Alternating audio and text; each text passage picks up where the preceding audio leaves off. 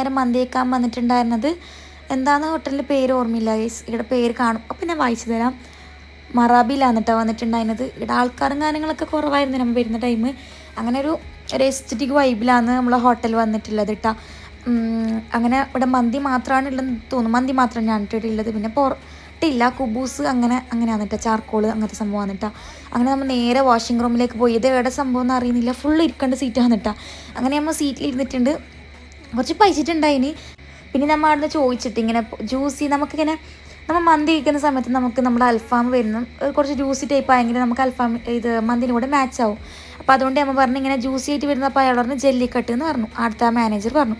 അപ്പം നമ്മൾ എന്താക്കിയെന്ന് വെച്ചിട്ടുണ്ടെങ്കിൽ ജെല്ലിക്കട്ട് ഓർഡർ ചെയ്തു. പക്ഷേ ഇത് ഭയങ്കര ജ്യൂസി ആയി പോയിട്ടാ, നല്ലോണം ഒരു കറി ടൈപ്പ് ആയിപ്പോയി. കുഴപ്പമില്ല, അത്യാവശ്യം കഴിച്ചിട്ടുണ്ടായിരുന്നു. പക്ഷെ നമുക്ക് വിചാരിച്ചത് കഴിക്കാൻ പറ്റിയിട്ടുണ്ടായിരുന്നില്ല കേട്ടോ. അങ്ങനെ എല്ലാവരും മന്തിയൊക്കെ അടിച്ച് പൊളിച്ച് കഴിക്കുകയാണ്. പിന്നെ ഓരോരു പീസൊക്കെ എടുത്തിട്ടിടാണ്. അങ്ങനെ കണ്ണൂർ പോയി വിശേഷം ഇതോടുകൂടി അവസാനിച്ചിരിക്കുന്നു. അപ്പം എന്നേറെ പൊരയിലേക്ക് വിട്ടിട്ട് ഉറങ്ങണം. അപ്പം ഇത്രയും നല്ല ലൈക്ക് ചെയ്യാം.